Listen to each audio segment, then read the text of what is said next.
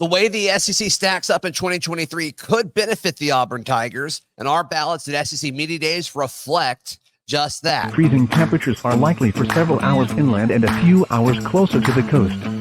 Yahtzee. You are Locked On Auburn, your daily podcast on the Auburn Tigers. Part of the Locked On Podcast Network, your team every day. Yes, welcome on into Locked On Auburn, your daily Auburn Tigers podcast. I'm your host, Zac Blackerby, and thank you so much for making Locked On Auburn your first listen every single day. Darrell Dapprich, Montgomery Radio. That is our final day in Nashville as SEC Media Days are coming to a close, but that means we all put in our ballots for the preseason going into 2023. And as we filled out our ballots, we recognized that this season, it kind of plays out well for the Auburn Tigers because after the top two, Alabama and LSU, they're interchangeable at 1 and 2. We'll reflect that in just a second when we share our ballots. But after that, it's kind of just a guess, Darrell. And I think that could benefit the Auburn Tigers because 1 or 2 wins is going to go a long way this season. I have Alabama winning the SEC West. You have LSU. I have LSU just based upon quarterback play and some of the things that I've seen from a rosters. I think it's hard when you come into a season and there's a big question mark at quarterback to win that division. It's so tough. It's tough. And then we have the opposite for 2. So I've got LSU 2. He has Alabama 2. And then after that, it gets a little crazy. We both put Texas A&M, and then we put Auburn at 4. And it stacks up well, this season does, just because I think those road wins at Arkansas and the 2 home games against the 2 Mississippi schools, I think all of those Auburn should be favored in going into those games. And I think if that's the case and you're able to take care of business in those 3 games, I think that'll put you 4th in the SEC West. 3 through 7 is so close. I mean, it is absolutely a crapshoot 3 through 7. So it's a perfect year for Auburn. Can I adjust the stipulation, say 3 through 6? Because I just don't believe in Mississippi State. True. Yeah, that's fine. I mean, okay. I think after, let's just say after 2, and you can just go as far as pecking order. But I think that if there's ever a year to come into the league with an unknown as a head coach and who your starting quarterback's going to be, I don't think you win a Western Division title when you don't know who your starting quarterback's going to be, but I think you could make a push and finish higher than you did last year. Auburn's in a good situation where there's just a bunch of teams jumbled together. Yeah. There's a lot of question marks. And then think about this. You talk about the cross-referencing playing each other. Mm-hmm. The difference in Auburn finishing 4th and 6th may be a game that you get to go play at Vanderbilt when someone else goes to Tennessee. Interesting. Or someone else goes to South Carolina or Florida. SEC East draw. The SEC draw. Maybe the difference in getting one more conference win. Maybe the difference between 3 and 5 and 4 and 4, which could catapult you into that 4th spot. Yeah, I mean, one win in the SEC West is going to be tremendous. That's how close I think they're going to be jumbled. I think you're going to see separate. I think you're going to see teams tied. Yeah, with records, and then it's going to be the head-to-head, and then you're going to see a lot of teams right behind each other, one game out because of the way the schedule plays out. I mean, I've talked to several media folks this week, and we talked about the SEC West because once they figure out you're from Auburn, they're like, what in the world are y'all going to do this year? Because it's, opinions are all over the place. And there's so many people that think there's going to be 3 or 4, 7 and 5 teams in the SEC could West. Be. And I think Auburn will be one of them. And then when you take that 7 and 5 and break it down, is Auburn 7 and 5 because they go 4-0? In non-conference and then only win 3 SEC games? Yeah. Is it that they lose one to Cal on the road and slip up and get one back in conference and go 4-4? There are so many different variables and formulas on how you could get to that 7-5 or 8-4. And the Vandy game factors into that. Yeah, I think you're right. And as far as the 7 and 5 thing is, like I think Auburn will go 4-0 in non-conference. I think Cal's okay. That's a game Auburn needs. Auburn should never lose to Cal in football. Yeah, well, they just should. I know exactly what you're saying, and I think the fact that they're going to go out there at the second game of the year, and it's going to be different for this football team. But maybe that's a good thing. Get them out on the road, get them bonded up a lot. That's how football teams mature. Late night start. Cal's got some transfers, but if Auburn does that, Auburn has transfers too. Yes, if Auburn goes 4-0 in non-conference, then you feel like they'll go 3 and 5 in the SEC to get to 7 and 5, or do you think they get to 8 wins? I think they go 4 and 4 in the SEC. That's my prediction. Yeah, the more people I've talked to, the more I think about it, I'm kind of with you, just because I think they're going to beat Vandy, and I think they're going to the two. Can you beat both Mississippi schools at home, and can you win in Arkansas on the road? That's where it gets tricky to me. Yeah, well, I mean, I think I think you can. I think you look at Georgia and LSU, and you look at those and go, okay, those are losses, even though they, you got to play the games. And then you say, okay, at A&M is what I have, and then one of those that we just talked about, either Arkansas or one of the Mississippi schools, I think Auburn's going to drop. I don't know which one, and then that gets you at 4-4. But if you get to 8-4 and you're 4-4 in the conference and you finish 4th in the West, and then you go win your bowl game, you talk about the momentum that creates for Auburn fans going, okay, we were, won 5 games last year. This year we've won 9. That's a +4. We've won a bowl game. Recruiting's hot. You're at the upward trajectory at that point. I think so. And then the whole proof of concept, which is kind of the big thing missing in Auburn's recruiting pitch to top recruits right now. That's the final piece of the puzzle. I think that's enough, if that's the point. I think you get enough to kind of add that to the tool belt of things that, these ace recruiters can do, whether it's Hugh Freeze or a Zach Etheridge. It doesn't matter who it is. I think it's enough to say, hey, we did this with that talent, with a team, a roster we kind of duct taped together in 6 months. Imagine what we could do with you. It's the only reason why, and it's a great point, this proof of concept. It's the only thing I dislike about early signing day, because to me and to an 18-year-old kid, 8-4 looks different than 9-4 in a great bowl win in Florida. You think? I do. I do. I don't know if I'm telling you, the 2010 year, I was in Florida and ran into a couple of Auburn coaches when they talked about, they were visiting down in Florida and they were at Disney World and they were talking about Cam Newton. And that Outback Bowl win propelled them to get 2 or 3 more recruits on board in that class that signed in February. Trooper and those guys swung that and said, man, come be a part of a New Year's Day Bowl with us. Look what we did. Look how much fun we had. I get what you're saying in this day of NIL, but I think psychologically 8-4 looks different than 9-4 with an Outback Trophy victory. Not that winning the Outback Bowl's that big, but I'm saying it's about momentum and it's about recency bias. And you've seen Auburn on TV win a bowl game and hoist the trophy. And if you're a recruit and you have a month to decide where you want to go, that may help propel you. That ship's already sailed with early signing day. That's true. Or, maybe 1,000 fans get fired up and they're like, man, we finally won a bowl game. Well, I kind of forgot what this felt like. And then NIL gets affected. That's right. Yep. That's right. And all of a sudden they're getting an extra, several $1,000s a month, and that's another player. Yeah. So it's the only aspect of it. I mean, I know that in this day and age, a lot of those ships have sailed by the time you get to, but you might get 2 or 3 big dogs that walk late that may swing that direction because of winning that bowl game. And we'll see how much fun. I don't know how they do visits, but I think that would be telling. We'll see. So my full SEC West: Alabama, LSU, A&M, Auburn, Arkansas, Ole Miss, Mississippi State. I have LSU, Alabama, A&M, Auburn, Ole Miss, Arkansas, Mississippi State. Okay, so we've got Ole Miss and Arkansas flipped as well. Yep. So, all right. There were a lot of takeaways from this busy week here in Nashville at SEC Media Days. We share some of those in just a moment right here on Locked On Auburn. Today's show brought to you by our friends at eBay Motors. For a championship team, it's all about making sure every player is a perfect fit. It's the same when it comes to your vehicle. Every part needs to fit just right. So the next time you need parts and accessories, head over to eBay Motors. With eBay Guaranteed Fit, you can be sure that every part you need fits just right the first time around. Just add your ride to My Garage and look for the green check to know if the part will fit, or you get your money back.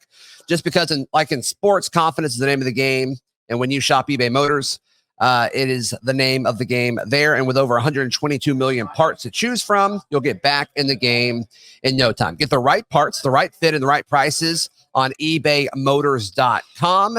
eBay Guaranteed Fit only applies to U.S. customers. Eligible items only. Exclusions apply. Auburn family, let's ride. Darrell, when you look at what happened over the last few days in Nashville, the biggest thing, and we touched on it yesterday to some extent, but we talked to other media members, and just the overall perception of Robby Ashford is higher outside of Auburn than within the Auburn fan base, which is interesting. And on the other side of the coin, I think the opinion of Payton Thorne is lower than what I really expected. I thought there'd be some energy of like, oh, Hugh Freeze went out and got Payton Thorne. It hasn't been that at all. In fact, a lot of people have been like, where did he play again? So it's kind of an unknown move, more so like outside of Auburn. I wasn't really expecting that. It proves to me that a lot of the media really ride with the known factor narrative. They know who Robby is. They saw him play last year. They assume he's the incumbent. So I'm going to just say this. I mean, when we talk about Robby Ashford and we talk about being the takeaway in the narrative from SEC Media Days, I am in no way making a prediction in this quarterback race or pumping up or trying to, push a narrative that he needs to be the quarterback. I'm just saying. I'll make a prediction. I still think Payton Thorne's the starter. So do I. Okay. So do I. So All I just think the reason why his name has come up so much is because he's the known factor and Payton Thorne's the unknown factor. It would be safe to say, to me, when we do next year's SEC Media Days, Payton Thorne's name will come up a lot more. I just feel that way. I feel like with the kind of year he could potentially have. They look at Robby Ashford. They say what a great athlete he is. They see what he went through with the coaching staff he had to play for last year, not putting him in good situations. He took a freaking beating, and they go, oh, there's just a natural progression that he's going to make because of better coaching staff and better offensive line. That may be true. Yes. But is that enough of a leap to beat out Payton Thorne? I don't think so. And so he is somebody whose name has come up more positively, but I think it's by default because he's the known factor, where Payton Thorne, for a lot of these guys that didn't do research or really didn't dig deep, is the unknown. Mm-hmm. Right. Then my second takeaway was a little outside of Auburn, more about the SEC for a second, but outside of the star treatment that Saban and Kirby got, the next biggest star in this league right now, just from people following him around and like media requests, appeared to be LSU quarterback Jayden Daniels, and that surprised me. Yeah, I agree. That surprised me as well too. And he's kind of, I guess, positioned himself into the top 3 quarterback conversation in the SEC. That's kind of my question: is like, who's the player face of the SEC right now? It might be Jayden Daniels. And if it is, it speaks again, in my opinion, it speaks volumes, and it speaks very well that there's not that dominant. You've always had that dominant player. It was Bryce Young. It was Tua. I mean, last year you could even say it was Bryce Young and Stetson Bennett because he'd been there since the Reagan administration. Sure. But, it's one of those situations where there isn't that face. There isn't that dominant player. I know a lot of the Arkansas people want to say it's KJ Jefferson, but I don't think he's the best quarterback in the league. I think Will Rogers is. I think the SEC wants it to be KJ Jefferson, but it's just, you're at Arkansas. Yeah. I'm sorry. And I still think that, again, Rogers is a better quarterback. So it's interesting. Daniels has elevated himself. And remember, this is a kid. It's not like he splashed onto the scene last year out of nowhere, out of high school. He had a really good year at ASU, at Arizona State the year before. So he's got some veteran leadership. He's got some experience. And so, yeah, he's positioned himself into that talking point of maybe being a top 3 quarterback in the conference. But why can't Payton Thorne be that a year from now? I think he can. A situation where it's like he was decent, but like the team around him just wasn't ready. Yeah. And then he goes and transfers and wins the West. Why can't Payton Thorne do that? Now, LSU's roster around him, I think is better last year, especially than what Auburn has this season. But you can scheme that up. I mean, if Payton Thorne, yes, Zac, throws for 3,000 yards and 22 touchdowns and completes 60% of his passes, which is not pie in the sky, he's done it twice. Mm-hmm. Then and one was a bad year. Exactly. Right. Then he will be the talk of SEC Media Days next year. I'm with you. And so I think Auburn fans should look at Jayden Daniels and say, different style quarterback, obviously, but as far as impact on a roster, I think the success and attention Jayden Daniels is getting should give Auburn fans There's another quarterback that's no longer in the league that has also set that path, that's now selling Bush baked beans, that had the same type of situation. Hendon Hooker came from Virginia Tech, where he was a good quarterback, but not a great quarterback, under the radar. And he exploded onto the scene playing 2 years for Tennessee in a new system under a right, legitimate head coach. The same situation can happen for Thorne. Good point. Good point. And, they had big wide receivers. He just kind of threw it up and they went to get it. Maybe Shane Hooks, Jair Shorter can help Payton Thorne out. Any other big takeaways from this week before we talk with Kam Stutts? I know that going into SEC Media Days, it seemed a little bit of, and I don't mean any disrespect by this, but a little bit of a head scratcher as to who Auburn selected to bring to SEC Media Days, just because of one was a transfer. A couple of the others didn't really make themselves a mark on the field. Boy, after coming out here and talking to those 3 representatives, Kam Stutts, Elijah McAllister, and Luke Deal, I am absolutely in the court that Hugh Freeze made a great decision. I can see why he chose these 3 young men to represent Auburn. It was a great move, and leadership at least that aspect of the Auburn football program is in great hands. I'm with you. And, he wants to flex culture, which, the other Auburn administrations did the same thing. It seems like we're living it here, which is exciting.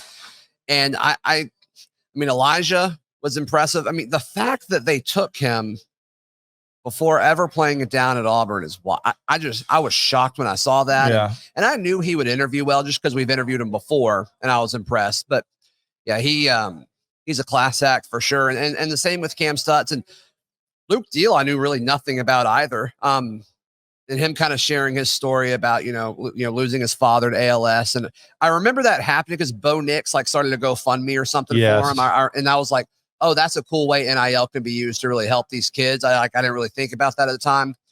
But yeah, so I mean, him getting to share that story again, I'm sure was cool for him, and I'm sure it honored his father well. Here's something too that's an encouraging little nugget that I listened to. Hugh Freeze in the electronic media room said, someone asked him what was the thought process behind taking Kam Stutts, and he said, I'll be honest with you, he's earned it, but he said it was very close with him and Jeremiah Wright.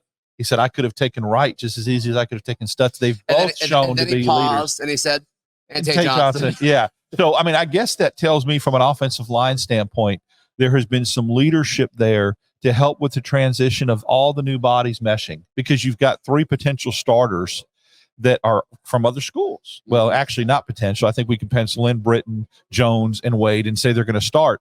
Well, what kind of leadership does that show when someone's coming after your job and you still show leadership and mentoring? And I mean, Kam Stutts talked about what they do off the field and the bonding activities and stuff. So that the offensive line, that 3 offensive linemen has taken the leadership mantle is surprising to me, but pleasantly surprising. Yep.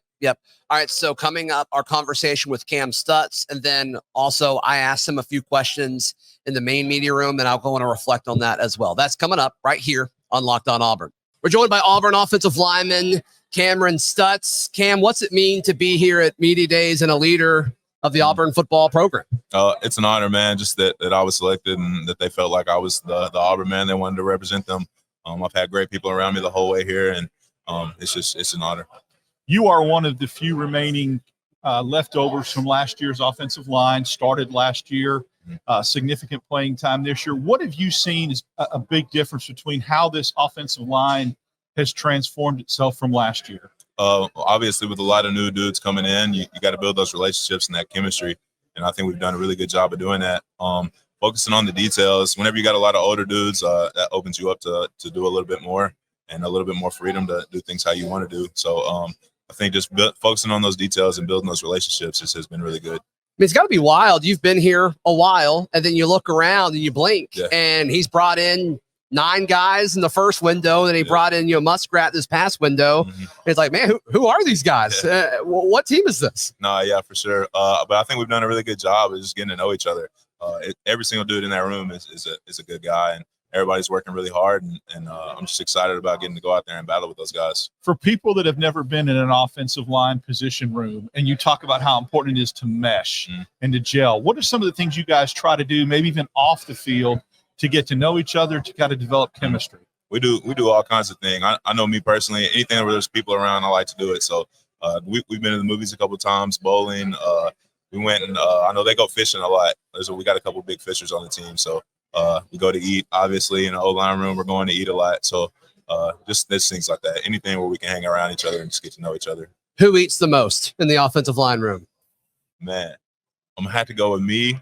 I'm on a diet right now. So the second option is Jeremiah. Okay. He's also on a diet right now. That makes sense. So it's probably going to be one of us. Sure. Are you guys on a diet because of the guard position, trying to slim down, quickness, feet, that kind of thing? Definitely a little bit of that, but I think just camp's coming up, so you got to make sure you're on your P's and Q's with your nutrition. Yeah. As far as focusing on this guard position and interior offensive line in a Hugh Freeze, Philip Montgomery system, how different is this preparation versus the previous regime's offense? I think whenever you're a 6 year, you start to learn that football is football, and a lot of the run plays and pass protection, it all starts to run together. Learning the terminology is a really big thing, but I think we've got it pretty much down pretty good. Yeah. What aspect of offensive line play do you feel like this room's a little more comfortable in? Do you guys feel like you're a little bit ahead of the curve, pass protect or run blocking? I think we got the guys to do whatever we want to do. Everybody's working really hard and just focusing on both aspects of that game. So I think during the season we'll be able to do things we want to do. Kam, we're out of time. Thank you so much, buddy, and best of luck today in this season. Thanks, Kam. War Eagle. War Eagle. Great stuff from Kam. Really, really enjoyed getting to talk to him and get to know him a little bit. That interview was a little short. We were cut for time because he went from our table to a stage to talk to national media. So, but one thing that I asked him in the main media room, I asked him about welcoming in the transfers, and he said he kind of took it upon his job. Like, the room is so tight now that it's, it wasn't really that big of a deal. And maybe it wasn't necessarily just him. It was just kind of the culture of what we're really trying to instill. So I enjoyed that answer because I think that's the way it needs to be, especially as an offensive line. Because an offensive line is not about individuals. It's about a unit. And you got to find the 5 guys that really work as a unit, as a well-oiled machine. And so I think Kam Stutts is going to certainly be a part of that. But then I asked him, all right, you go up against the defensive line all the time. What about that room is standing out? And he's like, dude, Jason Jones, it's like he grew 6 feet and gained 40 pounds. That guy is so hard to move. And Jason Jones, being a friend of the program, I thought I needed to reflect on that. That doesn't surprise. I mean, that's just like telling me and you what we kind of suspected and what we felt. And yeah. I really, in my ballot, I voted him very, very high on the defensive line as far as all SEC. But I did as well. And it's not because of being a homer, it's just because I watched him. I've watched the natural progression, and I think he is going to be a stud in the middle of that defensive line. I think the other thing, to go back to your point about the offensive line and meshing in a close knit group, typically, Zac, that happens organically where some of these kids get recruited together. They're in the same recruiting class. They're on recruiting visits. Auburn doesn't have that luxury. Mm-hmm. You have a bunch of bodies in there that just came from all different parts of the country and different schools.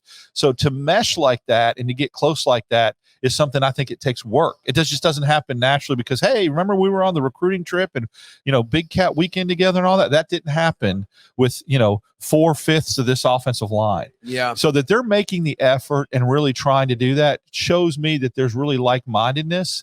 And I think that they're all on the same page. Mm-hmm. I think so too. He also highlighted Justin Rogers when he was asked that question, which I think Auburn fans are excited to see both him and Jones next to each other. On the same time, at the same field at the same time. I think when Rogers announced he was transferring here, was like, oh, is it him or Jason? And the fact that they're both playing so well that they moved Jason to the 3 technique when Rogers is in, I love it. It's going to be difficult to run up the middle on Auburn. It's a lot of beef. It is. It's a lot of beef. It's just the bouncing outside thing that I think Auburn really, and we saw that in A-Day, setting the edge, because running up the middle and running between tackles, I think Auburn's going to be very elite I think that was a containment assignment issue. I think because apparently that changes a lot in this defense. Yeah. We have new faces and new bodies that have come since then too. That'll help in that area. Because sometimes it's like the nickel, sometimes it's the jack, sometimes it's the linebacker, which you can't tell me that Larry Nixon III and McLeod aren't going to help in that area. They will. I hope so. Yeah. I hope so. It makes sense. Absolutely. Absolutely. Thanks for coming up here. Oh, man. Thanks for having me. I enjoyed the heck out of it. This was great. Absolutely. Absolutely.